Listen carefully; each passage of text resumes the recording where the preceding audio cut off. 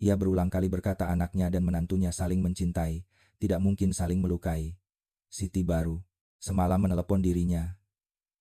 Berkata ingin memasak ikan mujair kesukaan suaminya. Kata-kata itu terus berputar di kepalanya seperti doa yang terpotong di tengah jalan. Malam hari, jenazah keduanya dibawa ke rumah sakit daerah Serang untuk autopsi. Di sana dokter forensik Dr. Budi Hartono menatap dengan tatapan berat. Ia sudah sering melihat kematian, tapi tidak pernah mudah melihat seorang ibu muda dengan kandungan besar terbujur dingin. Ketika ia membuka kain penutup tubuh Siti, perut yang masih membulat tampak jelas. Di dalamnya, bayi 8 bulan itu tidak lagi bernyawa. Dr. Budi menunduk lama sebelum menulis di catatan medisnya, penyebab kematian, kehilangan darah akibat luka tusuk di leher. Janin meninggal di dalam kandungan. Tidak ada tanda racun atau kekerasan lain. Di meja sebelah, tubuh Ahmad Fauzi diperiksa. 2 luka parah ditemukan, 1 di dada, 1 di leher. Kedua luka itu memiliki arah dan kedalaman yang sama, menunjukkan tangan yang kuat dan pasti. Namun tidak ada tanda perlawanan di tubuhnya. Tidak ada goresan di tangan, tidak ada bekas cakaran. Artinya, kemungkinan besar ia tidak sempat melawan, atau mungkin tidak ingin melawan. Ketika hasil sementara dibacakan, Kompol Dimas hanya menghela napas panjang. Ia tahu malam ini baru, permulaan dari perjalanan panjang mencari kebenaran. Di luar ruang autopsi, Ibu Maryam duduk bersandar di dinding. Wajahnya pucat pasi. Ia menggenggam kain batik yang kini basah oleh air mata. Ketika dokter keluar dan memberi kabar bahwa anak dan cucunya telah pergi, tangisnya pecah tanpa suara. Ia menatap langit malam Serang yang kelabu, berbisik lirih. Ya Allah, apa dosa anakku hingga harus pergi secepat ini? Tidak ada jawaban. Hanya suara hujan pelan mengetuk genting. Seolah langit pun ikut menangis bersama seorang ibu yang kehilangan segalanya. Pagi berikutnya, desa Sungai Indah masih tertutup kabut.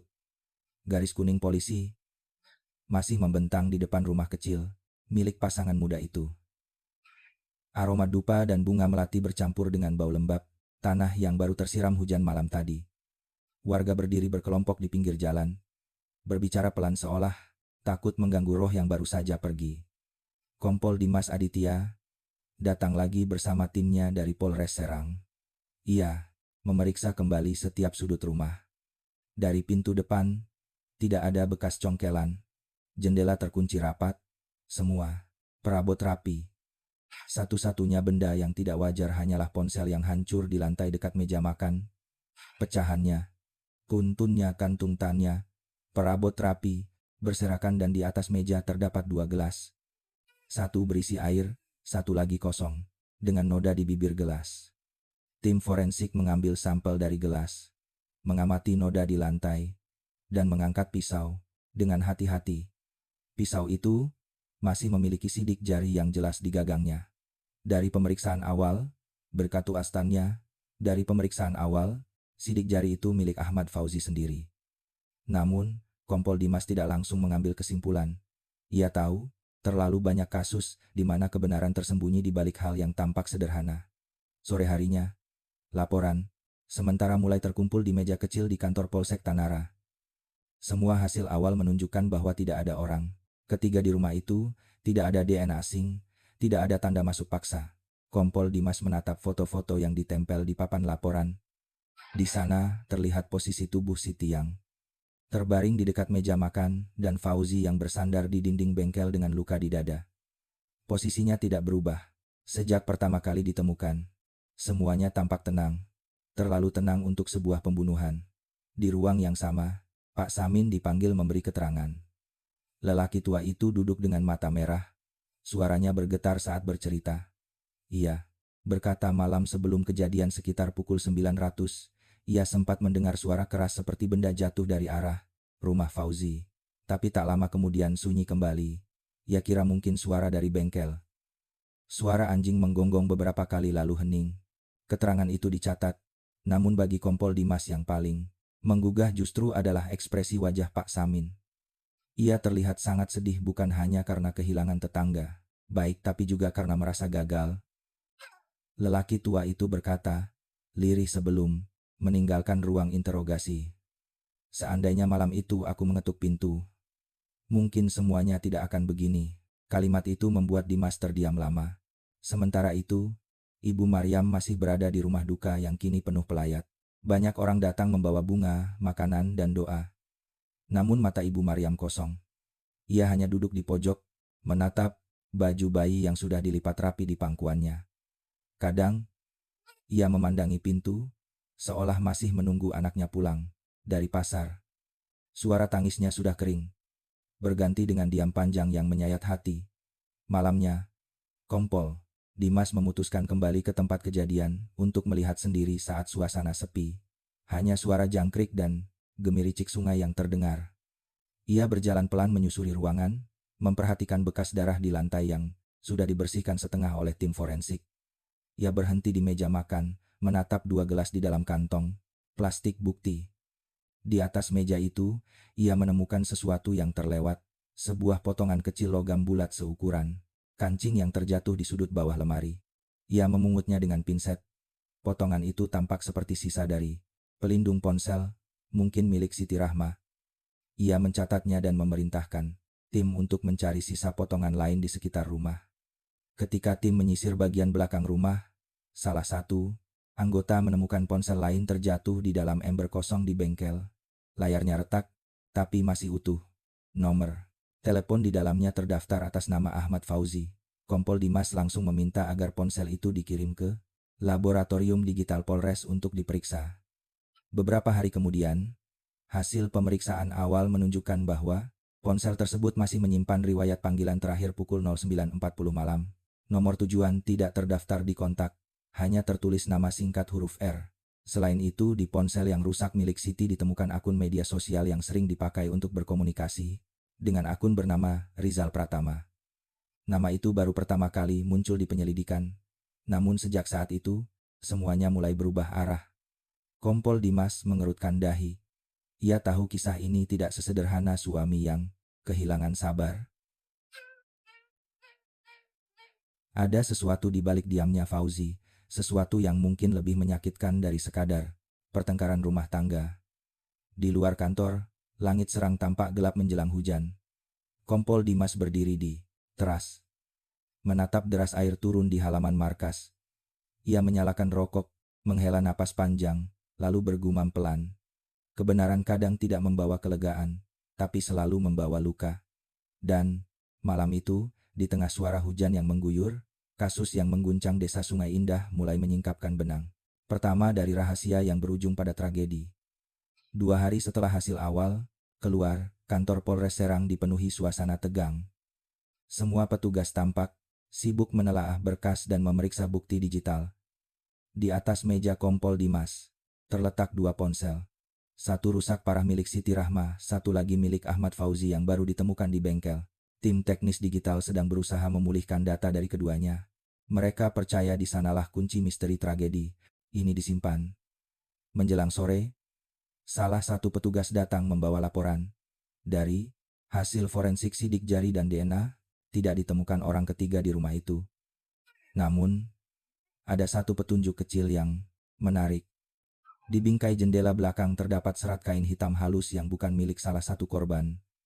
Meski tampak sepele, Kompol Dimas tahu bahwa hal kecil seringkali membawa makna besar. Ia memerintahkan agar serat itu dikirim ke laboratorium pusat di Jakarta untuk diperiksa jenisnya. Sementara itu, tim lapangan mulai menelusuri kehidupan pasangan muda itu. Warga desa banyak yang bersaksi bahwa Fauzi dan Siti jarang bertengkar. Mereka dikenal sopan dan suka membantu tetangga. Namun beberapa minggu terakhir, Fauzi sering terlihat termenung di depan bengkel sambil merokok. Pak Samin bahkan sempat menegurnya agar tidak terlalu banyak pikiran. Fauzi hanya tersenyum lemah sambil berkata bahwa semua baik-baik saja. Keterangan lain datang dari teman dekat Siti di sekolah tempat ia mengajar sebelum cuti melahirkan. Teman itu mengatakan bahwa Siti akhir-akhir ini terlihat murung. Ia sering menatap layar ponsel lama sekali, lalu menyimpannya dengan cepat setiap kali seseorang mendekat. Beberapa kali ia juga mengatakan bahwa suaminya berubah dingin, tapi ia tidak tahu kenapa. Kompol Dimas mendengarkan setiap keterangan dengan hati-hati. Di matanya, di matanya, di matanya, potongan cerita itu mulai membentuk gambaran samar. Ada rasa kecewa, ada rahasia, dan ada sesuatu yang membuat dua orang yang saling mencintai itu kehilangan kendali dalam satu malam. Namun, bukti masih terlalu lemah untuk menyimpulkan apapun. Sore itu hujan turun deras. Di ruang penyelidikan, bunyi tetes air di atap berpadu dengan suara kipas angin tua yang berdecit pelan. Kompol Dimas menatap layar komputer yang menampilkan data ponsel Siti. Satu persatu pesan mulai pulih. Di antara ratusan percakapan muncul satu nama yang berulang, Rizal Pratama. Tampak dimulai dengan sapaan ringan, hanya menanyakan kabar, pekerjaan, dan hal-hal kecil tentang kehidupan di desa. Tapi semakin lama isi percakapan berubah. Ada kalimat yang lembut tapi menyalahi batas. Ada pujian yang terlalu pribadi. Ada emoji hati dan kata-kata yang seharusnya tidak ditulis oleh seseorang yang sudah bersuami atau bersuami orang. Kompol Dimas terdiam lama. Ia tahu bahwa bentuk perselingkuhan tidak selalu terlihat di dunia nyata. Kadang hanya dimulai dari layar kecil di tangan, tapi bisa berakhir dengan kehancuran besar di dunia nyata. Ia meminta tim digital menelusuri akun itu, memastikan siapa pemilik aslinya.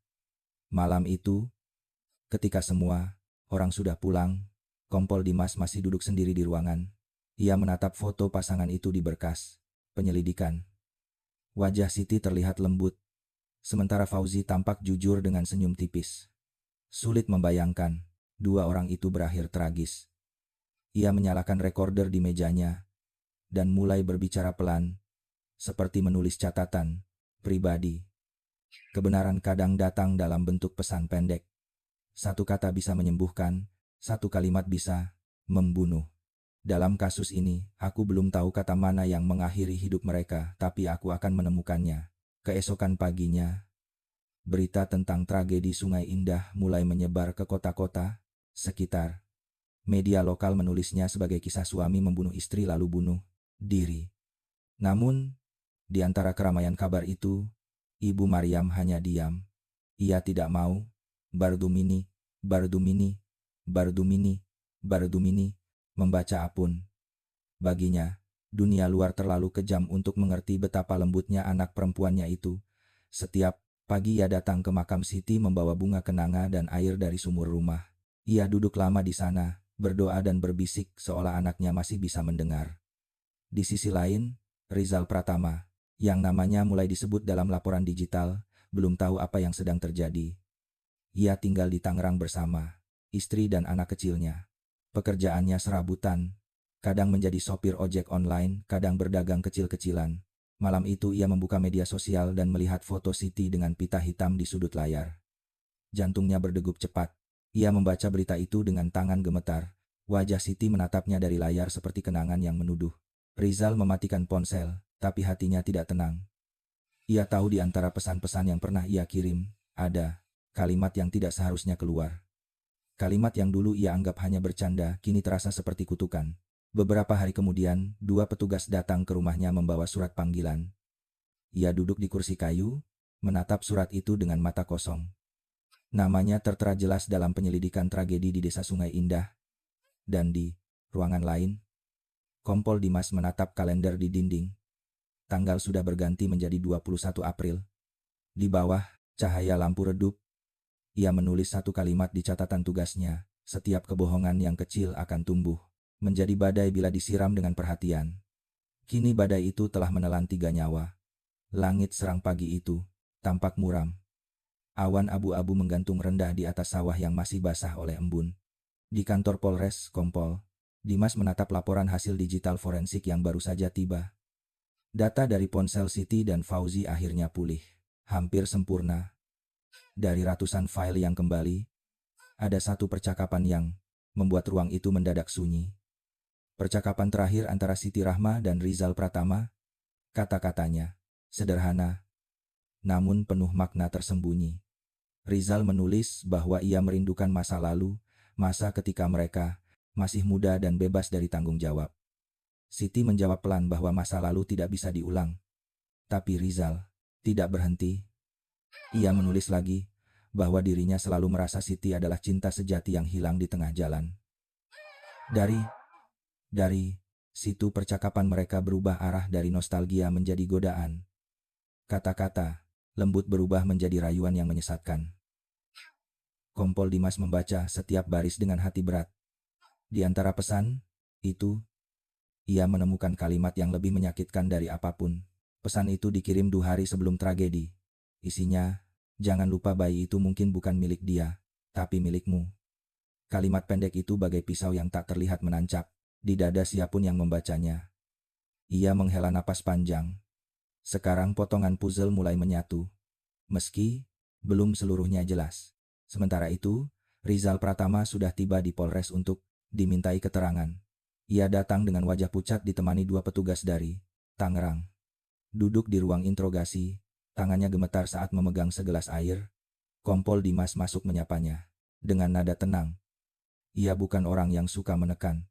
Dalam banyak kasus, ia bukan orang yang suka menekan tahu bahwa kebenaran lebih mudah keluar jika dituntun dengan empati, bukan ancaman. Rizal mengaku mengenal Siti sejak sekolah menengah. Mereka dulu bersahabat lalu berpisah ketika masing-masing menikah.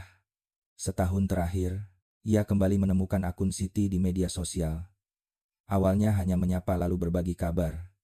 Ia mengaku merasa kasihan karena Siti sering menulis status bernada sedih. Tapi ketika ditanya apakah hubungan mereka lebih dari sekedar teman, Rizal menunduk. Suaranya lirih nyaris tak terdengar. Ia berkata bahwa mereka memang pernah bertemu diam-diam diserang 2 kali. Ia bersumpah tidak berniat jahat. Hanya ingin menenangkan hati Siti. Kompol Dimas menatapnya lama. Ia tahu kebohongan kecil sering diselubungi rasa bersalah yang besar. Ia lalu menunjukkan foto tangkapan layar dari pesan yang ditemukan di ponsel Siti. Wajah Rizal langsung berubah. Ia menunduk lebih dalam. Kedua tangannya mencengkram lutut. Tidak ada lagi kata pembelaan, yang tersisa hanya penyesalan. Sore itu setelah Rizal diperiksa, Kompol Dimas berdiri di jendela menatap hujan yang mulai turun. Butir air memantul di kaca, menetes perlahan seperti air mata. Ia tahu kasus ini bukan sekadar pelanggaran moral. Ada penderitaan batin yang tidak bisa diukur oleh hukum. Seseorang kehilangan kepercayaan, seseorang kehilangan arah, dan akhirnya kehilangan nyawa. Ia menutup matanya sejenak, membayangkan wajah Fauzi membaca pesan. Terakhir itu, betapa hancur hatinya saat menyadari bahwa perempuan yang ia cintai menyembunyikan sesuatu yang tak sanggup ia terima. Di desa Sungai Indah, malam turun lebih cepat dari biasanya. Rumah-rumah menutup pintu lebih awal. Orang-orang masih membicarakan tragedi itu, tapi kini dengan nada lebih pelan. Pak Samin duduk di musala bersama beberapa tetangga membaca doa tahlil untuk almarhum. Suaranya serak tapi khusyuk. Ia teringat percakapan terakhir dengan Fauzi beberapa hari sebelum kejadian. Fauzi berkata bahwa hidup kadang seperti sungai. Tengahnya, arus bisa berbelok tak terduga. Pak Samin waktu itu hanya tersenyum, tidak mengerti maknanya. Sekarang ia sadar. Mungkin Fauzi sudah merasakan badai yang datang mendekat. Di rumah seberang sungai, Ibu Maryam belum bisa tidur. Setiap kali menutup mata, ia melihat bayangan anak perempuannya tersenyum. Ia menyalakan lampu kecil, duduk di dekat jendela, menatap bintang yang redup. Menantunya, ia tahu Fauzi bukan pembunuh. Ia hanya manusia yang kalah oleh luka yang terlalu dalam. Sambil menggenggam tasbih, ia berbisik pelan memohon ampunan untuk semua. Keesokan harinya, hasil pemeriksaan tambahan datang dari laboratorium. Sidik jari di pisau memang milik Fauzi, tapi sudut goresan di leher Siti menunjukkan serangan dilakukan dari arah kanan dengan tenaga kuat dan arah gerakan menurun. Hal itu cocok dengan posisi tangan kanan Fauzi. Namun, luka di dada Fauzi sendiri menunjukkan tusukan yang datang dari arah kiri atas ke bawah. Posisi yang sulit dilakukan oleh dirinya sendiri dengan kekuatan penuh. Kompol, kompol, kompol, kompol. Dimas memandang laporan itu lama. Ada keraguan kecil yang masih menggantung. Apakah mungkin ada seseorang yang datang setelah pembunuhan dan membantu menutup jejak? Tapi tidak ada bukti tambahan yang mendukung dugaan itu. Semua pintu tertutup dari dalam. Semua data digital berhenti di jam 10 malam. Ia akhirnya Menulis di catatan investigasi kasus menunjukkan motif pribadi akibat konflik rumah tangga berat. Namun di hati kecilnya, ia tahu ada luka yang lebih dalam daripada sekadar cemburu. Luka itu bernama pengkhianatan. Dan pengkhianatan selalu meninggalkan jejak bukan di tanah, tapi di hati manusia. Malam itu, ketika seluruh tim telah pulang, Kompol Dimas duduk sendirian di ruangannya. Di luar hujan masih turun, mengguyur atap kantor. Ia membuka berkas terakhir dan menulis kalimat pendek di bagian bawah. Di balik setiap dosa besar, selalu ada kesepian kecil yang tak diobati. Mungkin Siti hanya ingin didengar, mungkin Fauzi hanya ingin dipercaya, tapi dunia tak memberi mereka kesempatan kedua. Beberapa minggu setelah kejadian, suasana di desa Sungai Indah mulai kembali seperti biasa, tapi tidak sepenuhnya tenang. Setiap kali senja turun, masih ada orang yang menyalakan dupa di depan rumah Siti Rahma dan Ahmad Fauzi. Rumah kecil itu kini kosong, pintunya digembok, dindingnya mulai kusam terkena hujan. Di halaman, rumput liar tumbuh tinggi menutupi bekas jejak kaki para petugas. Hanya papan kecil bertuliskan rumah dijual yang kini menandai tempat yang dulu penuh tawa dan harapan. Di tengah ketenangan itu di kantor Polres Serang, Kompol Dimas menerima panggilan dari Laboratorium Pusat di Jakarta. Hasil akhir analisis digital telah keluar. Ia membaca laporan itu dengan seksama. Dalam ponsel milik Siti ditemukan satu file catatan pribadi, semacam jurnal digital yang disimpan dalam aplikasi tersembunyi. Catatan itu dibuat beberapa hari sebelum tragedi. Kalimatnya lembut namun syarat kesedihan. Siti menulis bahwa dirinya merasa jauh dari suaminya, merasa sendirian di rumah. Meski Fauzi ada di sana, ia mengaku lelah karena setiap percakapan selalu berakhir dengan diam. Ia ingin berbagi cerita, tapi takut dianggap remeh. Namun di bagian akhir catatan itu, ada kalimat yang membuat dada Kompol Dimas sesak. Si menulis bahwa ia telah melakukan kesalahan, menyebut seseorang bernama Rizal yang membuatnya merasa diperhatikan kembali. Tapi ia juga menulis penyesalan, ingin mengakhiri hubungan itu, ingin memperbaiki rumah tangganya. Ia bahkan menulis rencana untuk meminta maaf pada suaminya setelah melahirkan. Catatan itu berhenti di tengah kalimat terakhir, seolah jari yang menulisnya terhenti oleh sesuatu yang tak sempat diselesaikan. Kompol Dimas menutup laporan itu perlahan. Ia memejamkan mata, sejenak lalu berdiri menatap keluar jendela. Di luar matahari sore memancar lembut. Sinarnya keemasan menembus dedaunan pohon mahoni di halaman kantor. Ia merasa sedih bukan karena kasus ini belum selesai, tapi karena tahu bahwa kebenaran yang utuh kadang datang terlambat. Tidak ada yang bisa menghidupkan kembali Siti, Fauzi, atau bayi kecil mereka. Yang tersisa hanya penyesalan dan pelajaran pahit tentang betapa rapuhnya sebuah hubungan ketika komunikasi hilang di dalamnya. Sementara itu, Rizal Pratama masih ditahan untuk pemeriksaan lanjutan. Setiap hari ia duduk di ruang tahanan dengan pandangan kosong. Ia tidak lagi menyangkal hubungannya dengan Siti. Ia mengaku bahwa mereka memang pernah bertemu diam-diam di sebuah kafe kecil di Serang. Waktu itu Siti tampak lelah. Matanya sembab karena menangis. Ia hanya matanya ingin curhat. Tapi Rizal terlalu bodoh untuk memahami. Ia mengira kedekatan itu adalah cinta yang terpendam. Ia menulis pesan-pesan manis tanpa berpikir seolah kata-kata bisa menebus kesepiannya sendiri. Ketika Kompol Dimas menemuinya lagi untuk pemeriksaan terakhir, Rizal hanya menunduk. Ia berkata lirih bahwa ia tidak pernah berniat menghancurkan rumah tangga Siti. Namun setelah tahu bahwa malam kejadian Fauzi sempat menghubungi dirinya dan membaca semua pesan, Rizal menangis untuk pertama kalinya. Ia memukul kepalanya sendiri, berulang kali sambil berucap bahwa semua salahnya. Kompol Dimas menatapnya, tanpa bahwa semua salahnya berkata apa-apa. Dalam diam, ia tahu bahwa penyesalan kadang lebih berat dari hukuman apapun. Hari berganti menjadi minggu. Di desa, Ibu Maryam masih sering duduk di tepi sungai tempat anaknya biasa mencuci pakaian. Di tangannya, ia memegang tasbih kecil dan botol berisi air mawar. Setiap sore, ia menaburkan air itu di permukaan sungai, berdoa agar arwah anaknya tenang. Kadang Pak Samin datang menemaninya. Mereka berbicara pelan tentang masa lalu, tentang hari ketika Fauzi melamar Siti dengan kalimat sederhana, tentang tawa Siti saat mengajar anak-anak membaca. Semua kenangan itu seperti bayangan yang menolak pergi. Suatu sore, saat matahari hampir tenggelam, Kompol Dimas datang ke desa itu. Ia berpakaian sederhana tanpa seragam, hanya kemeja putih dan celana hitam. Ia menghampiri Ibu Maryam yang duduk di bawah pohon beringin di dekat sungai. Perempuan tua itu menatapnya. Bakasu Maryam pulinkah, samtus tibu Maryam pulihi, tukun di akun patisan, dia pulihan. Dengan mata lelah namun penuh kesabaran. Dimas menunduk memberi salam lalu duduk di sampingnya tanpa banyak bicara. Angin sore bertiup lembut membawa aroma air sungai yang tenang. Setelah lama diam, Dimas membuka suara. Ia mengatakan bahwa penyelidikan resmi sudah hampir selesai. Ia menceritakan bahwa anaknya tidak menderita lama, bahwa kematian datang cepat tanpa rasa sakit. Ia juga berkata bahwa mungkin di detik terakhir Siti masih sempat berbisik memohon ampun pada Tuhan. Air mata mengalir di pipi Ibu Maryam. Tapi ia tersenyum tipis.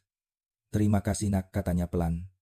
Aku hanya, Maryam, ingin tahu bahwa anakku tidak mati dalam kebencian. Kompol Dimas menatap langit sore yang berubah orangnya. Ia berkata, pelan, kebenaran tidak selalu membawa kedamaian, Bu, tapi selalu membawa pelajaran.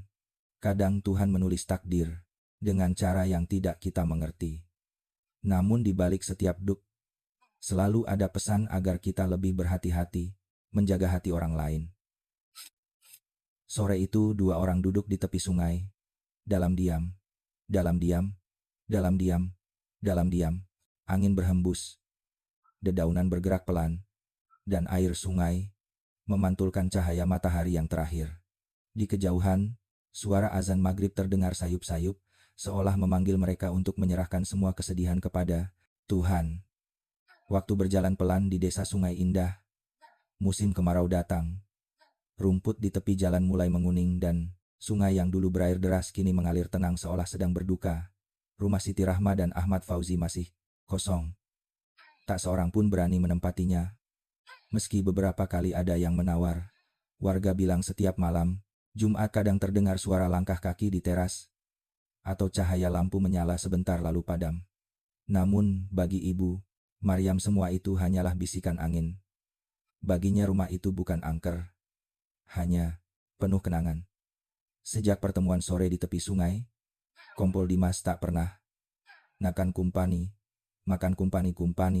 lupa wajah Ibu Maryam.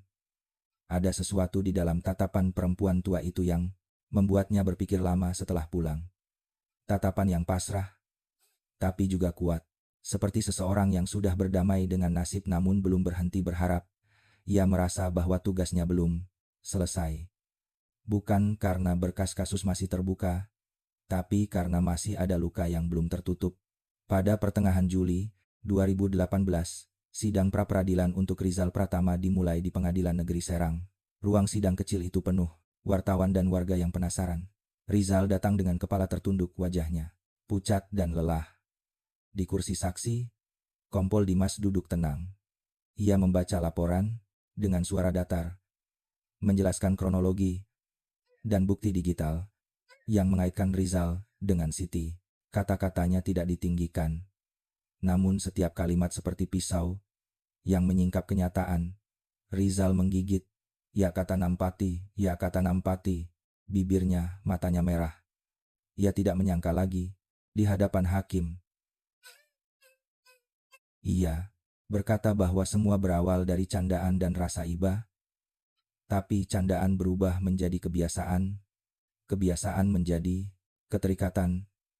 Dan keterikatan itu akhirnya menjerumuskannya pada dosa besar. Ia menangis saat menceritakan bahwa dirinya tak pernah mengira pesan-pesan yang ia kirim akan berakhir dengan kematian seseorang. Hakim mendengarkan dengan tenang, namun raut wajahnya keras. Tidak ada pembelaan yang bisa menghapus 3 nyawa yang hilang.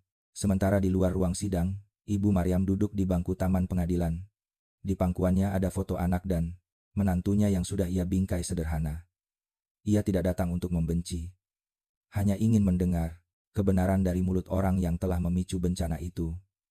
Ketika Rizal keluar dari ruang sidang dengan tangan di borgol, pandangan mereka bertemu sebentar. Tak ada amarah di mata Ibu Maryam, hanya air mata yang jatuh diam-diam. Rizal menunduk dalam, tidak berani menatap lagi. Malamnya, Kompol Dimas menulis catatan pribadinya di ruang kerja. Ia menulis bahwa setiap kejahatan yang lahir dari kata-kata tidak kalah berbahaya dari kejahatan yang dilakukan dengan senjata. Di zaman ketika pesan bisa dikirim dalam 1 detik, manusia sering lupa bahwa setiap kata memiliki berat yang bisa menghancurkan hidup orang lain. Ia menulis lagi bahwa pengkhianatan bukan hanya soal tubuh, tapi juga hati yang diam-diam berpaling. Hari-hari berikutnya, desa Sungai Indah kembali diselimuti kesunyian. Sawah mulai menguning. Tanda panen akan tiba. Anak-anak berlari di jalan membawa layangan bambu, tertawa tanpa tahu bahwa tanah yang mereka pijak pernah menyimpan kisah duka. Di masjid, imam sering menyelipkan doa untuk keluarga Siti Rahma dalam setiap khotbah Jumat. Ia berkata bahwa tragedi itu harus menjadi pelajaran bagi semua, bahwa kesetiaan adalah ujian yang paling halus, tapi paling berat. Di rumah kecil di seberang sungai, Ibu Maryam mulai membuka diri lagi pada kehidupan. Ia menjahit pakaian, anak-anak tetangga menanam bunga di halaman, dan setiap sore memberi makan kucing yang dulu dipelihara Siti. Kadang, Pak Samin datang membawa buah mangga atau pisang hasil kebunnya. Mereka berbincang pelan tentang masa lalu-lalu. Dia menatap matahari tenggelam. Dalam diam itu, Ibu Maryam sering berkata dalam hati bahwa ia telah memaafkan semuanya, tapi hatinya tetap rindu. 1 sore, Kompol Dimas datang kembali. Kali ini tanpa berkas, tanpa seragam. Ia membawa sebungkus kecil tanah dari tempat pemakaman Siti dan Fauzi. Ia memberikannya kepada Ibu Maryam sebagai simbol bahwa penyelidikan resmi telah selesai dan kasus itu akan segera ditutup. Ibu Maryam menerimanya dengan tangan bergetar. Ia menatap tanah itu lama, lalu berbisik, "Semoga mereka tenang di sana. Sebelum pamit, Kompol. Sebelum pamit, Kompol. Sebelum pamit, Kompol." Dimas berdiri di halaman rumah itu dan memandang ke arah langit yang mulai merah keemasan. Ia berkata pelan. Dimas berdiri di halaman rumah itu dan mulai merah keemasan. Kadang Tuhan tidak menghukum dengan kemarahan, tapi dengan penyesalan yang panjang agar manusia belajar dari kesalahannya. Ibu Maria menatapnya, tersenyum lemah dan menjawab, "Mungkin, benar nak. Tapi semoga penyesalan itu cukup untuk membuat dunia ini sedikit lebih jujur." Saat Kompol Dimas melangkah pergi, angin sore bertiup lembut dari arah sungai. Ia menoleh sekali lagi ke Kamu Natusia, Kamatusia, arah rumah yang kini tertutup rapat. Di matanya, rumah itu bukan lagi tempat tragedi, tapi monumen diam tentang cinta, kesalahan, dan harga dari sebuah kepercayaan yang hilang. 4 bulan telah berlalu sejak tragedi di desa Sungai Indah. Musim panen datang membawa warna kuning keemasan di seluruh sawah. Dari kejauhan, suara mesin perontok padi dan tawa para petani kembali memenuhi udara. Hidup perlahan berjalan lagi, tapi bagi sebagian orang, waktu tidak pernah benar-benar menyembuhkan. Ibu Maryam masih sering datang ke makam anaknya setiap Jumat sore. Ia menaburkan bunga melati dan menyiram tanah dengan air mawar. Kadang, ia duduk lama berbicara sendiri seolah Siti dan Fauzi masih bisa mendengar. Di sisi lain, Kompol Dimas juga tidak benar-benar tenang. Meski kasus sudah resmi ditutup, pikirannya sering kembali ke malam itu. Ia masih mengingat posisi tubuh, aroma darah, dan ponsel yang pecah di meja makan. Ia tahu hukum telah memutuskan siapa yang bersalah. Namun, hati nuraninya masih menanyakan hal yang sama. Apakah tragedi itu benar hanya karena cinta yang salah arah atau ada sesuatu yang lebih dalam? Sesuatu yang tak bisa dibuktikan dengan laporan forensik? Suatu pagi di bulan September, ia menerima surat kecil tanpa nama. Surat itu tiba di meja kerjanya di Polres Serang. Amplopnya berwarna coklat, isinya hanya selembar kertas, dengan tulisan tangan halus. Tulisannya berbunyi, "Ada hal yang belum diketahui. Ada hal yang belum diketahui tentang malam itu. Datanglah ke Sungai Indah sebelum senja. Tidak ada tanda tangan, hanya huruf awal R di bawahnya. Dandang bah, batulan ni, batulang bani, batulan ni, batulang bah, batulang batulang bah, batulang bah, batulang bah, batulang bah, batulang bah, batulang bah, batulang bah, batulang bah, batulang. Kompol Dimas termenung lama. Ia tahu semua berkah sudah ditutup, namun rasa ingin tahunya tak bisa dibendung. Sore itu ia mengendarai mobilnya menuju desa Sungai Indah. Jalanan lengang, pohon pisang di pinggir jalan bergoyang ditiup angin. Ketika ia sampai, matahari sudah miring ke barat. Ia memarkir mobil di dekat musala dan berjalan ke arah sungai.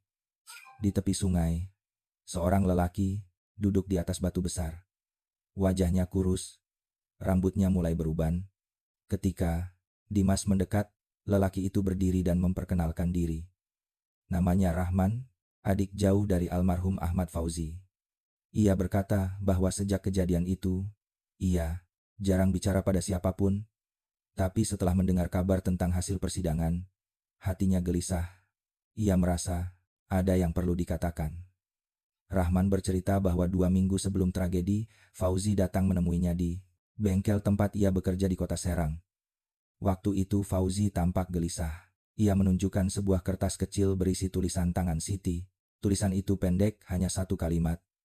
Maafkan aku, maafkan aku, maafkan aku. Aku lelah menunggu kebahagiaan yang tak kunjung datang. Fauzi menatap kertas itu lama. Katanya mungkin istrinya ingin bercerai tapi tak berani mengatakannya. Namun Rahman merasa surat itu bukan tentang perceraian, melainkan seruan minta tolong dari seseorang yang sedang kebingungan. Kompol Dimas mendengarkan tanpa menyela. Ia tahu keterangan itu tidak bisa mengubah apapun di mata hukum, tapi bisa memberi cahaya di hati yang masih gelap. Rahman melanjutkan bahwa Fauzi adalah orang yang lembut, tidak mungkin membunuh dengan sengaja. Namun malam itu, setelah membaca pesan dari ponsel istrinya dan menelepon seseorang, ia mungkin kehilangan kendali. Kalimat lirih. Kadang orang baik pun bisa tersesat kalau cinta yang ia berikan tidak lagi dihargai. Setelah mendengar semua itu, Kompol Dimas berdiri menatap langit yang mulai gelap. Ia mengucapkan terima kasih pada Rahman lalu berjalan menuju mobilnya. Dalam perjalanan pulang, pikirannya terus berputar. Ia menyadari bahwa kejahatan terbesar dalam kisah ini bukan hanya pembunuhan, tapi ketidakmampuan manusia untuk saling berbicara dengan jujur. Beberapa hari kemudian, ia kembali menulis di buku catatan kecilnya. Ia menulis bahwa kesunyian dalam rumah tangga bisa lebih berbahaya dari pertengkaran. Karena dalam diam, pikiran bisa menciptakan cerita sendiri, dan cerita itu bisa menelan akal sehat. Ia juga menulis bahwa mungkin Siti tidak pernah berniat mengkhianati sepenuhnya. Ia hanya mencari tempat untuk didengar. Dan Rizal dalam kelemahan dan kesombongannya salah mengartikan itu sebagai cinta. Di rumah, Ibu Maryam menerima kabar dari aparat desa bahwa makam Siti dan Fauzi akan dipindahkan ke tempat yang lebih tinggi karena tanah lama sering tergenang air. Saat mendengar itu, ia terdiam lama lalu mengangguk. Ia datang pada hari pemindahan dengan pakaian sederhana, membawa seikat bunga Kamboja.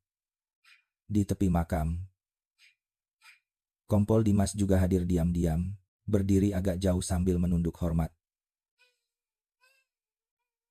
Ketika peti kayu kecil diangkat, Ibu Maryam menatap tanah itu dengan tenang.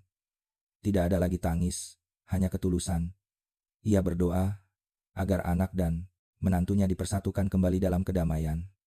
Di akhir doa, ia berbisik, doa, ia berbisik, semoga Tuhan memaafkan semua, karena manusia tidak selalu tahu bagaimana cara mencintai dengan benar. Selesai pemindahan, Kompol Dimas menghampirinya dan membantu menata bunga di atas tanah baru. Ibu Maryam menatapnya lembut dan berkata pelan, "Terima kasih sudah datang lagi, Nak." Dimas menjawab dengan nada rendah, "Saya datang bukan sebagai polisi, tapi sebagai manusia yang belajar dari kisah anak ibu." Mereka berdiri lama di sana, membawa harum bunga. Langit sore memerah, dan bayangan pohon menari di atas tanah makam. Di antara keheningan itu, hanya suara lembut Ibu Maryam yang terdengar mengatakan bahwa hidup terus berjalan, tapi kenangan tidak pernah Pergi. Musim hujan datang lebih awal tahun itu. Hujan pertama turun deras di atas atap seng rumah-rumah desa Sungai Indah. Air sungai yang dulu tenang kini beriak mengalir deras membawa daun-daun kering dan ranting pohon. Warga menyambut hujan dengan rasa syukur. Seolah air yang jatuh dari langit mampu mencuci bersih sisa kesedihan yang masih tersisa di desa kecil itu. Ibu Maryam, Maryam, Maryam, Maryam, duduk di beranda rumahnya memandangi hujan yang turun tanpa henti.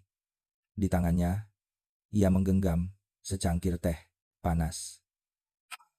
Uapnya menari di udara dingin. Di dinding rumah tergantung dua bingkai foto.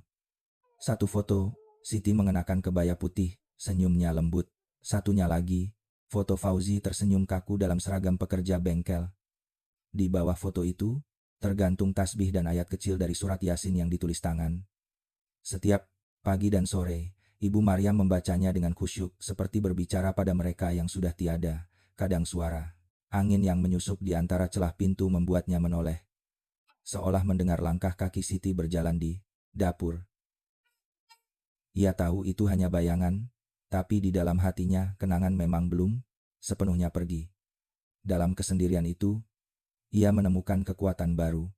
Ia mulai mengaji anak-anak tetangga setiap sore di serambi rumah. Suara tawa mereka membuat rumah itu kembali bernyawa. Dan di setiap tawa kecil, Ibu Maryam merasa seolah arwah Siti ikut tersenyum. Sementara itu, di kota Serang, Kompol Dimas menerima tugas baru. Dibanding unit kriminal, rekannya sempat bercanda bahwa itu promosi yang disertai istirahat panjang, tapi Dimas hanya tersenyum. Dalam hati, ia tahu bahwa Tuhan sedang memberinya waktu untuk memahami kehidupan, bukan hanya kejahatan. Suatu sore ketika ia sedang merapikan berkas di kantor baru, seorang petugas datang menyerahkan amplop coklat. Di dalamnya ada surat dari Lapas Rangkas Bitung. Surat itu ditulis tangan oleh Rizal Pratama. Tulisannya rapi tapi bergetar, seperti milik seseorang yang menulis dengan perasaan campur aduk. Isi, Salandapandapandamalikum Marakan. Salandapandapandamalikum Marakan. Suratnya pendek. Ia menulis bahwa setiap malam bayangan wajah Siti dan Fauzi datang menghantuinya. Ia menulis bahwa dalam penjara, ia mulai belajar berdoa. Lagi sesuatu yang telah lama ia tinggalkan. Ia juga berkata bahwa dirinya tak lagi memohon kebebasan, hanya memohon agar keluarga korban mau memaafkan. Di akhir surat, ia menulis kalimat yang membuat Dimas terdiam lama. Manusia kadang tidak jahat karena niat, tapi karena tidak tahu kapan harus berhenti. Kalimat itu sederhana, tapi mengandung kebenaran pahit. Dimas, Dimas, Dimas, Dimas, menutup surat itu perlahan dan menyimpannya di laci.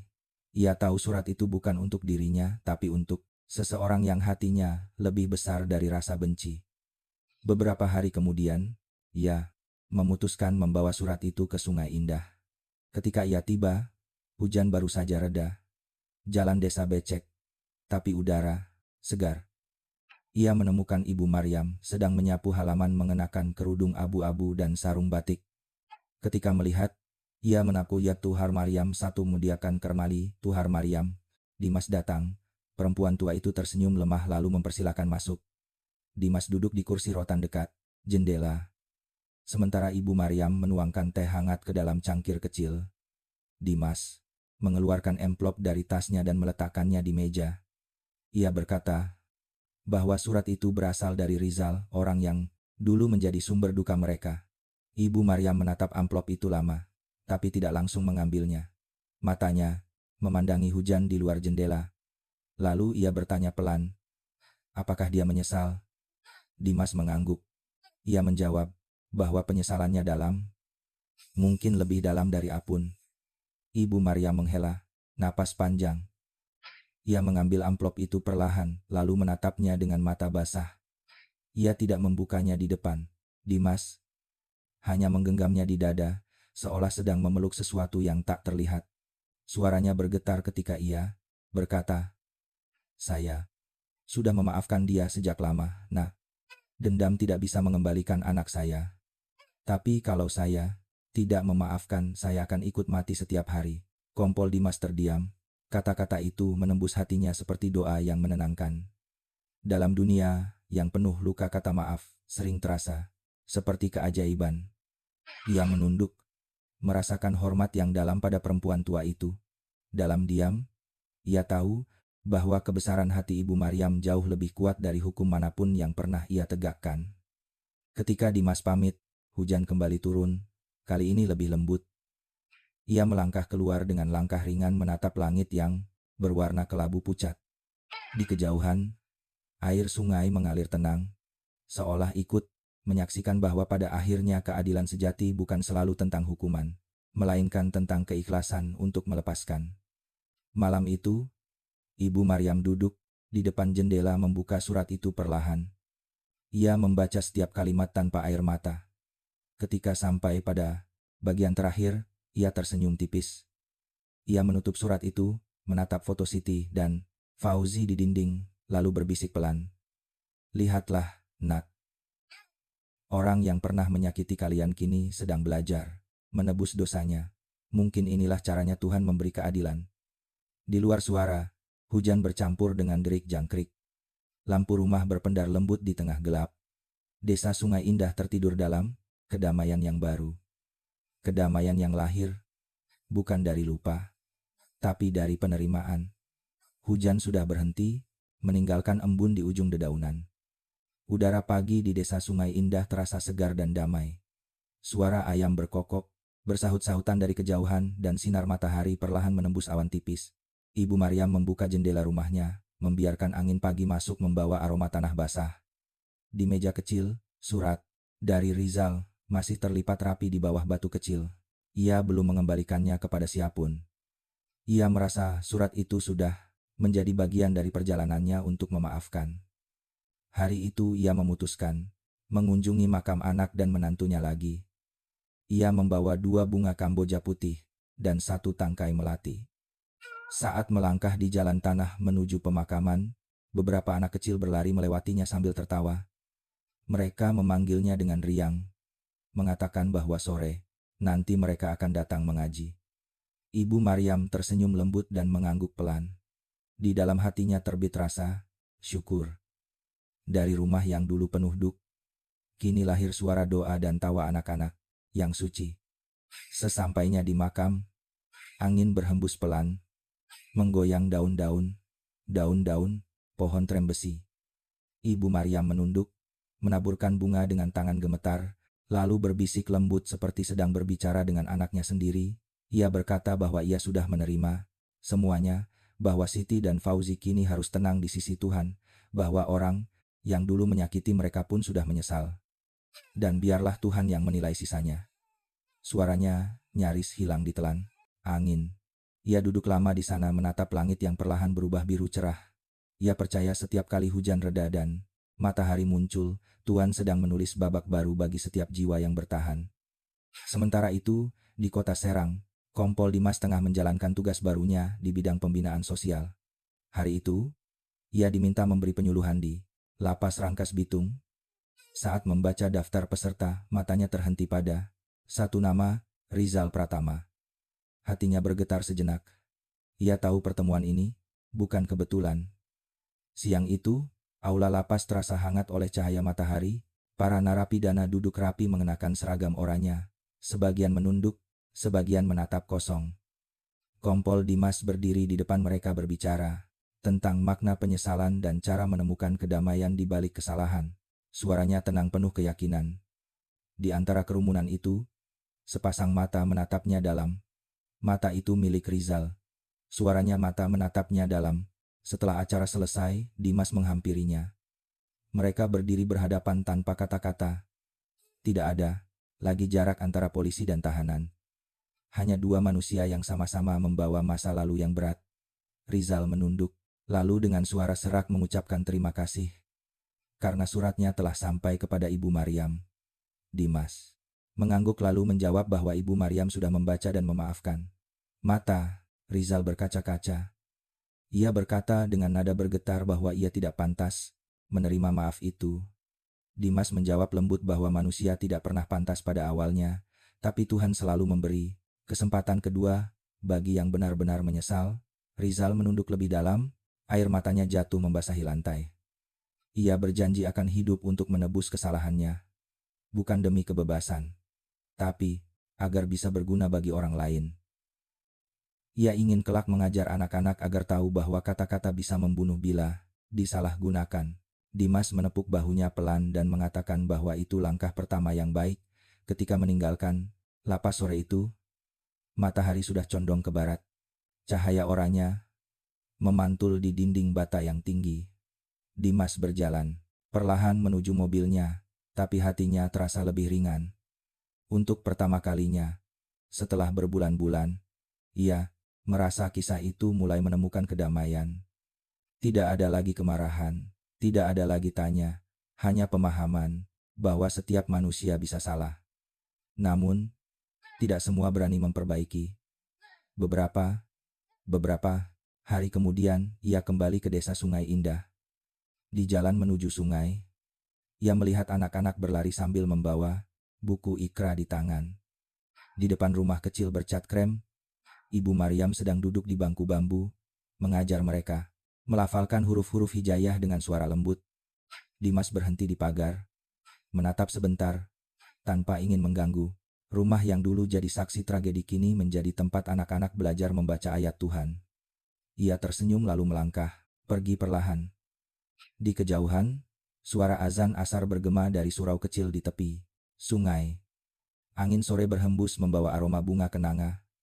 Langit mulai berwarna keemasan. Dalam hatinya, Dimas berbisik bahwa mungkin inilah keadilan sejati, bukan di ruang sidang, melainkan di hati orang-orang yang mau belajar memaafkan. Sore itu, Ibu Maryam menutup pengajian dengan doa. Anak-anak mengucap amin bersamaan lalu berlari pulang sambil tertawa. Ia menatap mereka satu persatu lalu memandang langit. Wajahnya tenang, tidak lagi menyimpan air mata, hanya rasa syukur. Ia tahu hidup harus terus berjalan dan cinta sejati tidak selalu hadir dalam kebahagiaan. Kadang justru dalam keikhlasan untuk melepaskan. Matahari tenggelam perlahan di balik perbukitan. Di sungai, air berkilau memantulkan cahaya sore. Desa, Sungai Indah tenang seperti akhirnya bisa bernapas lega setelah badai panjang. Musim penghujan terus berlanjut.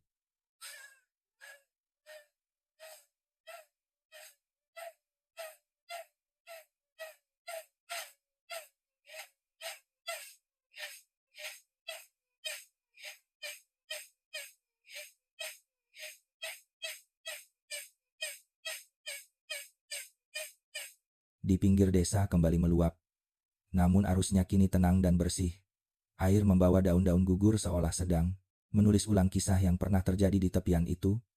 Kompol Dimas duduk di ruang kerjanya di kantor pembinaan masyarakat. Di mejanya tumpukan berkas sosial menunggu ditinjau. Tapi pikirannya melayang jauh. Ia masih sering mengingat wajah Ibu Maryam. Tatapan lembutnya yang penuh ketulusan saat mengatakan bahwa ia sudah memaafkan segalanya. Kalimat itu melekat kuat di hati Dimas seperti doa yang tak pernah pudar. Sore itu ia menerima panggilan dari seorang rekan di lapas. Petugas Alam Musa, memberitahukan bahwa Rizal Pratama kini aktif mengikuti program pendidikan rohani. Ia banyak membantu mengajar sesama tahanan, membaca Al-Quran, dan menulis surat untuk keluarga. Bahkan beberapa kali ia diminta memberi kesaksian di hadapan napi baru tentang arti penyesalan dan tanggung jawab. Mendengar kabar itu, Dimas hanya tersenyum pelan. Dalam hati ia tahu bahwa mungkin inilah jalan penebusan yang Tuhan berikan untuk Rizal. Beberapa minggu kemudian, Dimas mendapat undangan dari sebuah sekolah di Serang. Ia diminta berbicara dalam acara peringatan Hari Keluarga Nasional. Tema yang diangkat adalah menjaga keutuhan rumah tangga di era modern. Ia berdiri di depan ratusan orang tua, guru, dan pelajar. Suaranya tenang namun dalam. Setiap kalimatnya membawa pesan dari pengalaman panjang. Ia mengatakan bahwa keluarga bukan tempat tanpa masalah, melainkan ruang untuk saling belajar memahami. Ia menjelaskan bahwa banyak rumah tangga retak bukan karena kurang cinta, tapi karena terlalu banyak diam. Manusia sering sibuk berbicara pada dunia luar, namun lupa berbicara pada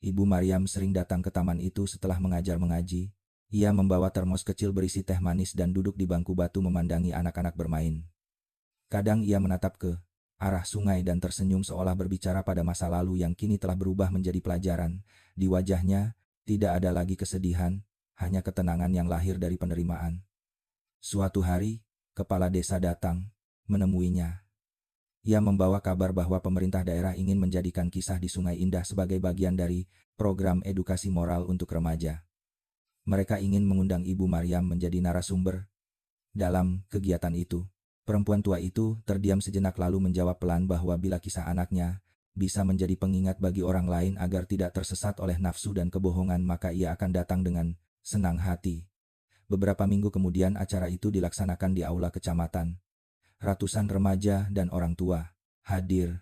Ibu Maryam duduk di kursi depan bersama Kompol Dimas yang kini sering menjadi pembicara dalam kegiatan sosial. Saat namanya dipanggil, Ibu Maryam berdiri perlahan. Suaranya lembut tapi tegas, penuh kejujuran yang lahir dari pengalaman pahit. Ia bercerita bahwa kebahagiaan rumah tangga tidak selalu diukur dari harta atau pujian, tetapi dari seberapa kuat dua hati menjaga kepercayaan satu sama lain. Ia berkata bahwa pengkhianatan bukan hanya tentang tindakan, tapi juga tentang kata-kata yang tidak dijaga. Ia mengingatkan para muda-mudi agar tidak bermain-main dengan hati orang lain, karena dari satu kebohongan bisa lahir 1000 luka yang tak akan sembuh sepanjang hidup. Ruangan hening. Hanya terdengar suara kipas angin berputar pelan. Banyak mata yang basah, termasuk mata Dimas. Setelah acara selesai, beberapa remaja menghampiri Ibu Maryam. Mereka menyalaminya dengan penuh hormat dan berkata bahwa mereka belajar banyak dari ceritanya. Ibu Maryam mengelus kepala mereka dan berpesan agar selalu menjaga diri, menghormati orang tua, dan tidak mempermainkan perasaan siapapun. Ia tersenyum ketika melihat ada secercah harapan di mata mereka. Sementara itu, di tempat lain, Rizal masih menjalani hukumannya. Namun, hidupnya kini berbeda. Ia dipercaya menjadi pembimbing rohani di dalamlah. Ia mengajar menulis, membaca doa, dan membantu sesama narapidana menemukan kedamaian batin. Dalam kesendiriannya, ia sering menulis di buku catatan kecil yang diberikan oleh petugas. Isinya bukan lagi penyesalan, tapi doa agar orang-orang di luar sana tidak melakukan kesalahan yang sama. Suatu pagi, ia menerima surat dari Kompol Dimas. Surat itu singkat berisi kabar bahwa Ibu Maryam sehat dan telah menjadi pembicara dalam acara edukasi moral. Di akhir surat, Dimas menulis bahwa setiap langkah penyesalan akan menjadi cahaya bagi orang lain bila dijalani dengan keikhlasan. Rizal membaca surat itu berulang kali, lalu menatap ke langit dari jendela kecil kamarnya. Ia merasa dadanya ringan, seolah sebagian beban yang menjerat selama ini perlahan terlepas. Ia menulis balasan di kertas lusuh, mengatakan bahwa ia tidak akan meminta keringanan hukuman.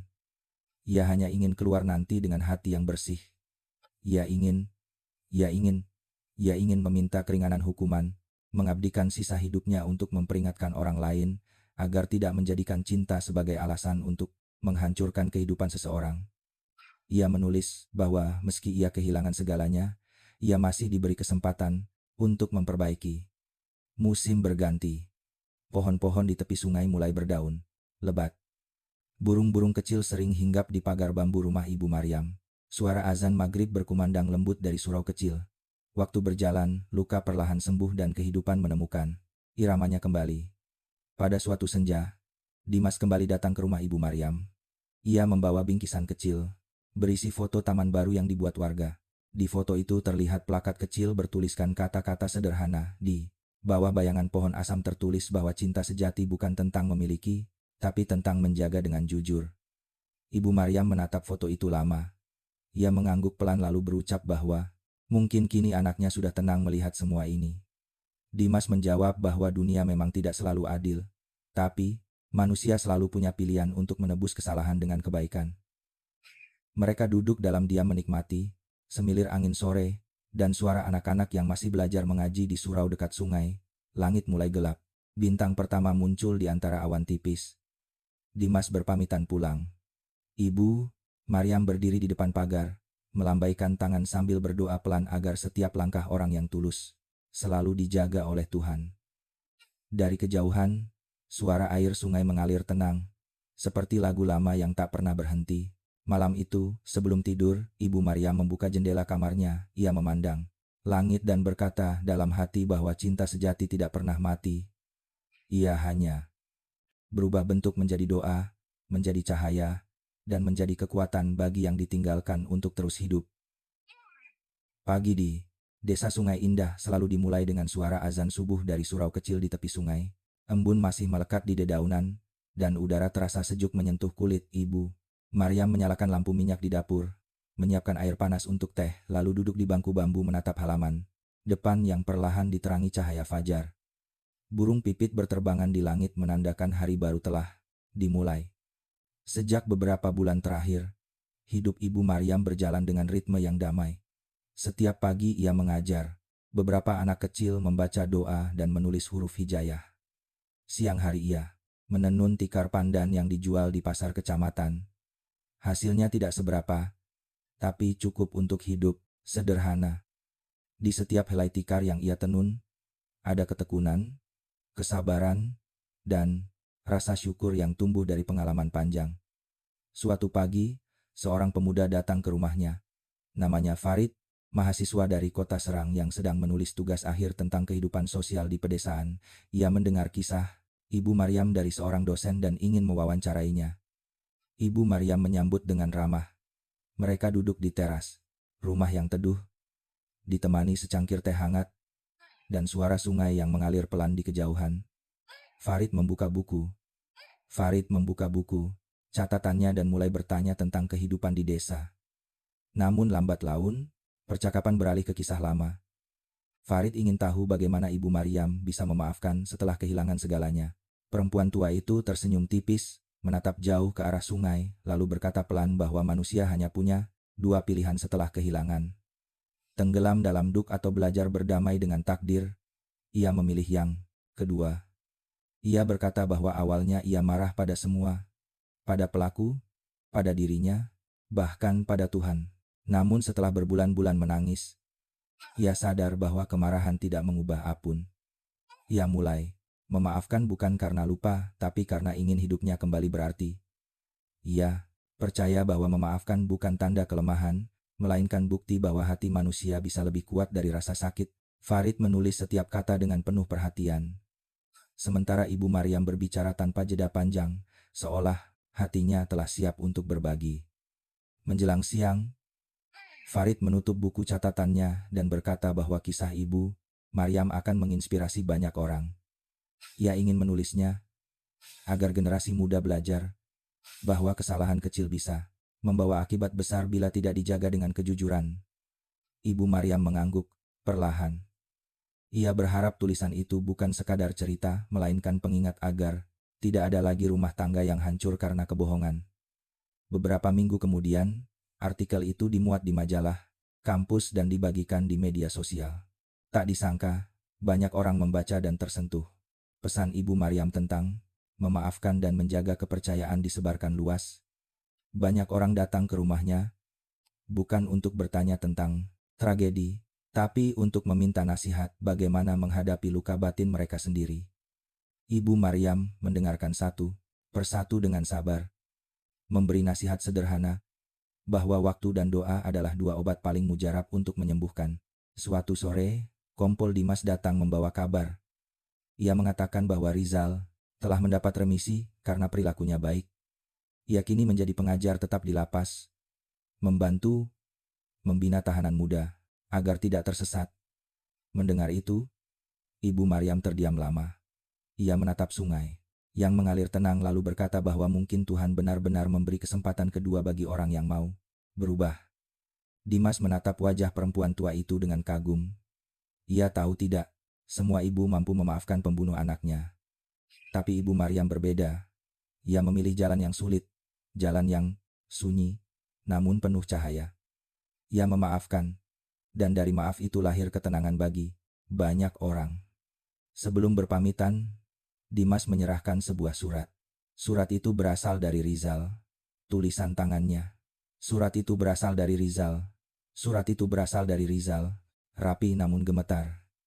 Ia berterima kasih kepada Ibu Maryam atas doa dan kesempatan yang diberikan. Ia menulis bahwa ia akan menghabiskan sisa hidupnya untuk membantu orang lain.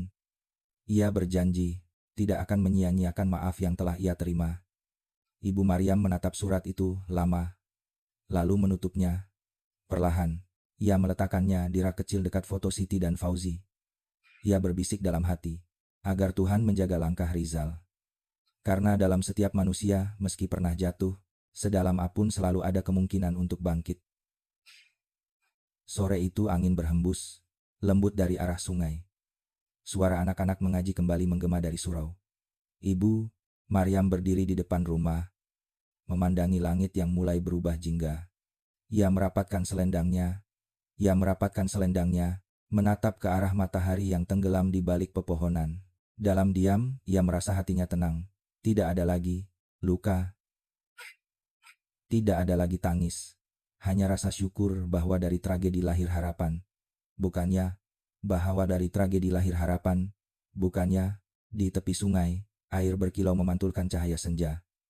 Burung-burung terbang rendah menuju sarang, dan suara gamelan dari rumah tetangga mengalun lembut.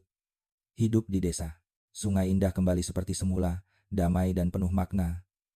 Waktu berjalan pelan di desa Sungai Indah, bulan demi bulan berlalu, mengganti musim hujan dengan langit biru yang terang. Tanah yang dulu basah kini mulai ditumbuhi padi muda menghijau sejauh mata memandang. Suara anak-anak sekolah bersorak setiap pagi, sementara ibu-ibu menjemur pakaian di halaman sambil berbincang tentang harga beras dan musim tanam.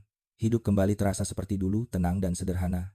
Namun bagi Ibu Maryam setiap hari selalu punya arti baru. Ia belajar menemukan kebahagiaan dalam hal-hal kecil. Menyapu halaman sambil mendengarkan kicau burung, menanam bunga kenanga di depan rumah, atau menulis catatan pendek di buku harian tentang apa yang ia syukuri hari itu. Sejak Rizal mengirim surat terakhir, ia mulai menulis lagi, bukan tentang duka, tapi tentang kehidupan yang terus berjalan. Suatu pagi, ia menerima kabar dari pihak lapas bahwa Rizal akan segera bebas bersyarat. Hatinya bergetar, campuran antara lega dan haru. Ia tidak membenci lagi, hanya berharap laki-laki itu benar-benar telah berubah. Ia berdoa agar ketika keluar nanti, Rizal bisa menebus kesalahannya dengan berbuat baik. Beberapa minggu kemudian, Kompol Dimas datang berkunjung membawa kabar bahwa Rizal telah resmi keluar dari penjara dan memilih tinggal di kota Cilegon. Ia bekerja di panti sosial, membantu anak-anak yatim dan mantan narapidana muda agar bisa kembali ke masyarakat. Dimas menatap Ibu Maryam dan berkata pelan bahwa maafnya telah mengubah hidup seseorang. Ibu Maryam menunduk, air matanya menetes pelan. Ia berkata bahwa semua manusia bisa tersesat, tapi tidak semua berani kembali. Bila Rizal telah menemukan jalan pulang, berarti Tuhan masih sayang padanya. Ia lalu meminta Dimas menyampaikan doa agar Rizal diberi kekuatan untuk terus berada di jalan yang benar. Di kota Cilegon, kehidupan Rizal memang berubah.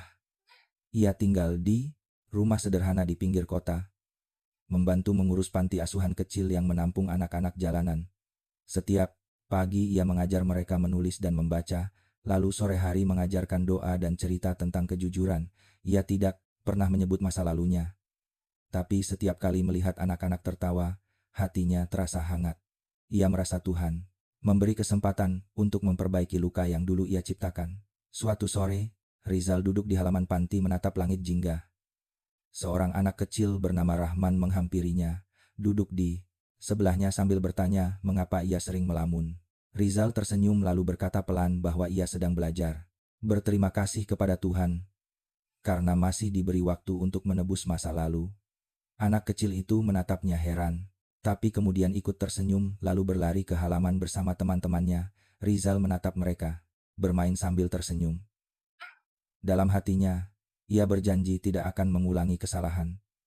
Ia ingin hidupnya menjadi pelindung bagi orang lain, bukan sumber luka. Di pikirannya terlintas wajah Ibu Maryam, perempuan tua yang telah memberinya kesempatan kedua. Ia tahu bahwa tanpa maaf itu mungkin ia tidak akan bertahan. Di desa Sungai Indah, Ibu Maryam juga merasa lebih tenang. Ia sering menulis surat pendek untuk dirinya sendiri berisi doa dan pengingat bahwa hidup ini harus dijalani dengan hati yang ringan. Setiap kali selesai menulis, ia melipat kertas itu dan meletakkannya di bawah pot bunga di teras rumah. Ia menyebut kebiasaannya itu sebagai cara berbicara dengan masa lalu. Suatu pagi, Kompol Dimas datang, membawa kabar bahwa artikel tentang kisah Ibu Maryam telah dijadikan bahan inspirasi dalam seminar nasional di Jakarta. Banyak lembaga sosial mulai membuat program pembinaan moral untuk keluarga muda menggunakan kisah dari Sungai Indah sebagai contoh nyata. Dimas berkata bahwa kadang Tuhan memang menulis pelajaran besar melalui hidup orang kecil. Maryam mendengarnya sambil tersenyum. Ia berkata bahwa jika kisah itu bisa mencegah satu keluarga dari perpecahan, maka semua luka yang ia alami tidak sia-sia. Ia menatap sungai yang mengalir tenang, lalu berucap bahwa manusia hanya tinggal sebentar di dunia, tapi kebaikan bisa mengalir lama seperti air sungai yang tak pernah berhenti. Kecil itu dari kejauhan, merasa bahwa di tempat sederhana inilah ia belajar banyak tentang makna keadilan dan kemanusiaan. Ia teringat saat pertama kali datang ke sini bertahun-tahun lalu membawa berkas kasus berdarah yang mengguncang hati. Kini semua berubah menjadi ketenangan. Ia tahu bahwa di balik setiap tragedi, selalu ada pelajaran bagi yang mau mendengar dengan hati. Matahari perlahan tenggelam di balik sawah. Suara jangkrik mulai terdengar, menandakan malam akan datang. Ibu Maryam menyalakan lampu minyak, menatap bayangan cahayanya yang menari di dinding. Di meja, surat dari Rizal masih terlipat rapi. Ia tidak membacanya lagi, tapi cukup melihatnya untuk tahu bahwa hidup ini bisa berubah arah bila hati manusia mau membuka diri. Malam turun dengan lembut.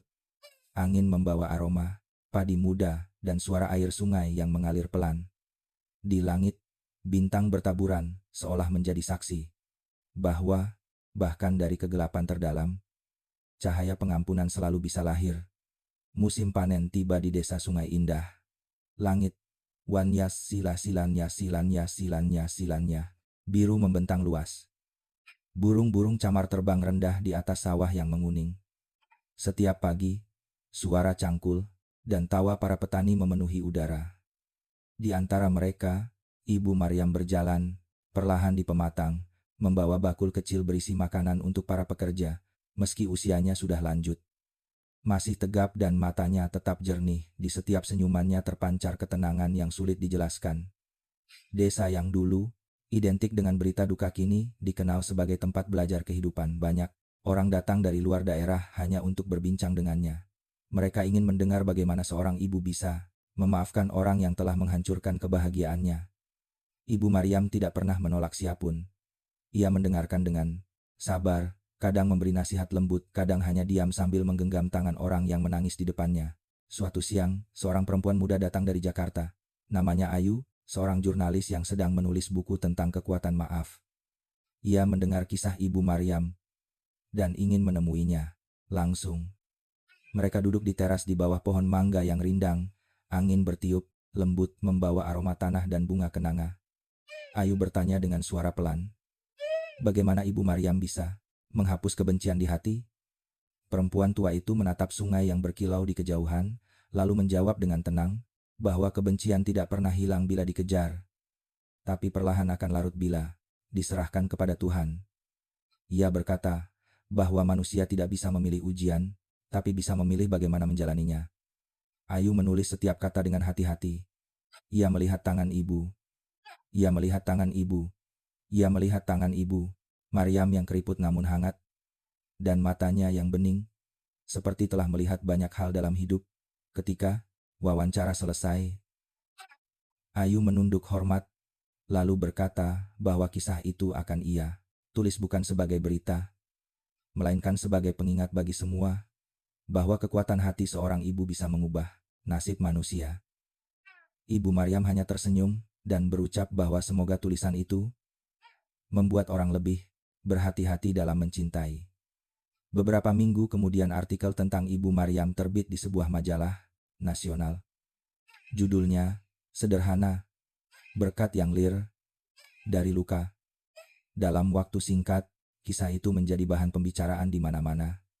Banyak orang menulis surat ucapan terima kasih kepada redaksi. Ada yang mengatakan bahwa mereka belajar untuk berdamai dengan masa lalu. Ada pula yang berjanji akan memperbaiki hubungan keluarga yang sempat renggang. Ketika Dimas datang membawa majalah itu, Ibu Maryam hanya tersenyum. Ia tidak merasa bangga atau terkenal. Ia berkata pelan bahwa segala pujian seharusnya kembali kepada Tuhan, karena manusia hanyalah perantara. Ia bersyukur jika hidupnya bisa menjadi pelajaran bagi orang lain. Sore itu, mereka berdua berjalan menyusuri tepi sungai. Air berkilau memantulkan warna jingga matahari yang mulai tenggelam. Dimas berkata bahwa ia sudah mengajukan permohonan pensiun lebih awal. Ia ingin kembali ke desanya sendiri dan mengabdikan diri pada masyarakat. Ia merasa tugasnya sebagai penegak hukum telah selesai.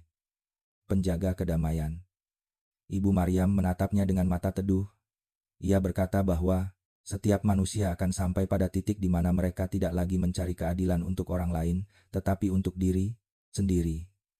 Keadilan sejati, katanya, adalah ketika hati seseorang bisa damai tanpa dendam. Dimas mengangguk perlahan. Hatinya terasa hangat. Ia tahu bahwa kata-kata itu akan terus ia ingat seumur hidup. Beberapa hari setelah itu, surat dari Rizal kembali datang. Isinya singkat. Ia menulis bahwa ia telah membuka sebuah rumah baca kecil di pinggir kota Cilegon untuk anak-anak miskin. Ia menamai tempat itu Cahaya Sungai Indah sebagai tanda bahwa dari tempat penuh duka ia menemukan cahaya kehidupan. Dalam surat itu, ia juga menulis bahwa ia selalu mendoakan Ibu Maryam agar sehat dan panjang umur. Bahkan kum, membaca surat itu, Ibu Maryam tersenyum haru. Ia merasa semua lingkaran hidup akhirnya lengkap. Dulu sungai itu menjadi saksi tragedi, kini menjadi sumber inspirasi. Ia menatap air yang mengalir lembut di bawah sinar matahari sore, lalu berbisik dalam hati bahwa Tuhan tidak pernah keliru menulis takdir. Hanya manusia yang sering Tuhan dekuma, terburu-buru menilai akhir cerita. Malam datang perlahan. Langit dipenuhi bintang. Ibu Maryam menyalakan pelita di beranda. Memandangi cahaya kecil itu dengan pandangan damai.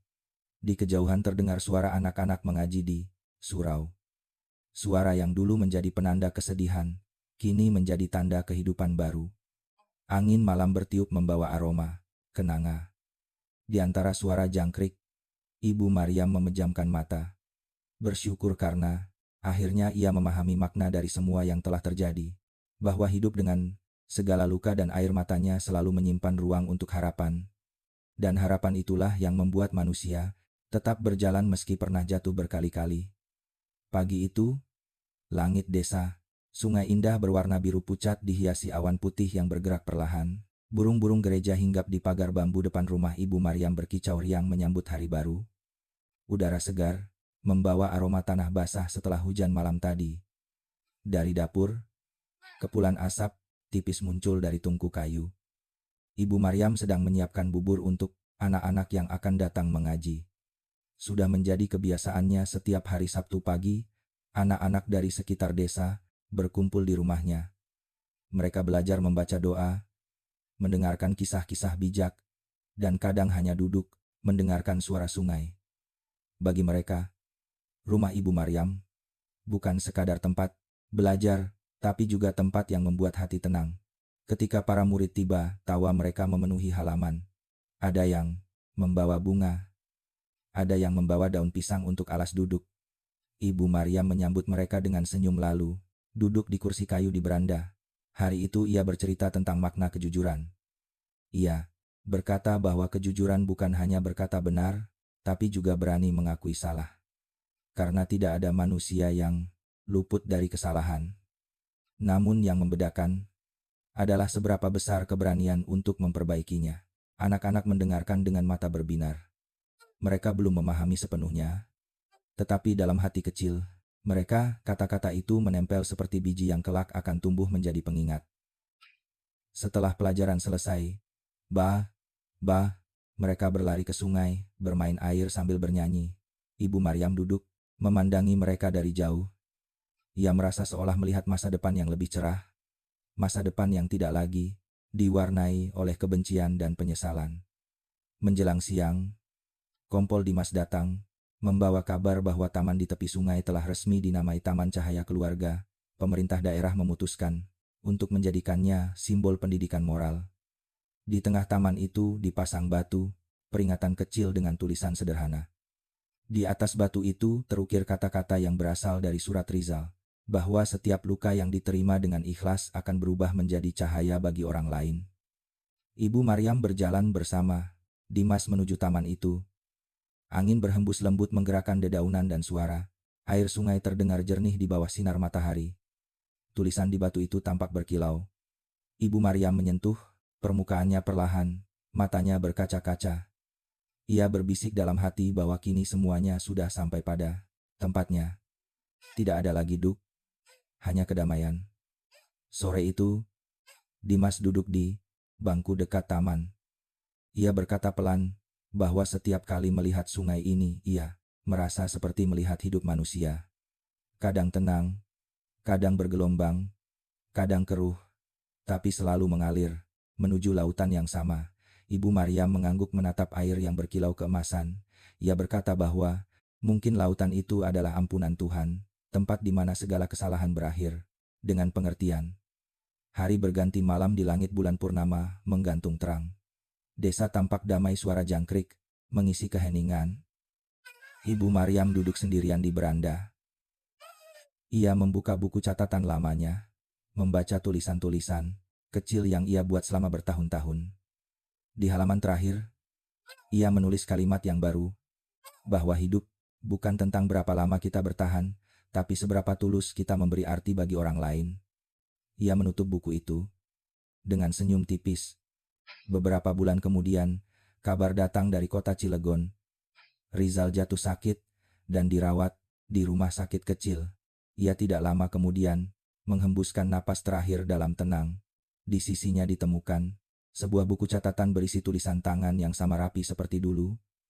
Halaman terakhir berisi doa agar Tuhan menjaga semua orang yang pernah ia sakiti.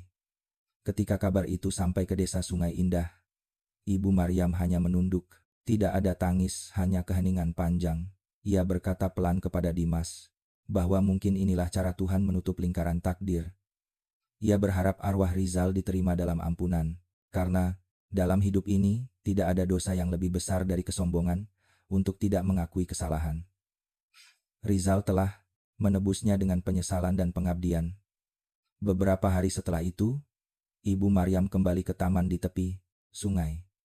Ia membawa seikat bunga melati putih dan meletakkannya di bawah batu peringatan. Angin bertiup lembut, menggerakkan helai rambutnya yang memutih.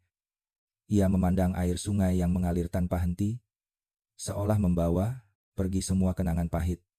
Di matanya, tidak ada lagi air mata, hanya ketulusan seorang ibu yang sudah berdamai dengan hidup. Ia berjalan perlahan menuju surau, mengikuti suara anak-anak mengaji. Setiap langkah terasa ringan, seperti tidak lagi memikul beban masa lalu. Dalam hatinya, ia tahu bahwa kisahnya telah selesai, tapi pelajaran dari kisah itu akan terus hidup dalam hati orang-orang yang pernah mendengarnya. Ketika malam turun, lampu rumah kecilnya menyala lembut. Ibu Maryam duduk di kursi bambu menatap keluar jendela. Di kejauhan sungai memantulkan cahaya bulan seperti pita, perak panjang yang berkelok di antara pepohonan. Ia menutup mata, berdoa dalam diam, agar semua yang mendengar kisah ini belajar mencintai dengan jujur dan memaafkan dengan lapang hati. Ia tahu, hidup tidak selalu mudah, tapi setiap manusia punya kesempatan untuk memperbaiki, dan selama hati masih mau berdoa, Tuhan tidak akan pernah menutup pintu harapan. Malam itu, angin berhembus lembut membawa suara air, suara doa, dan mungkin juga bisikan cinta yang tidak pernah mati. Kisah di Sungai Indah berakhir di sini, tapi pesannya tidak akan pernah selesai. Karena di setiap rumah, di setiap hati selalu ada sungai kecil yang mengalir, membawa kenangan, luka, dan doa untuk hari esok yang lebih baik. Jika Anda mendengarkan kisah ini di saluran cerita kehidupan, semoga kisah Ibu Maryam mengingatkan kita semua bahwa setiap kata, setiap perbuatan, dan setiap maaf memiliki kekuatan untuk mengubah takdir.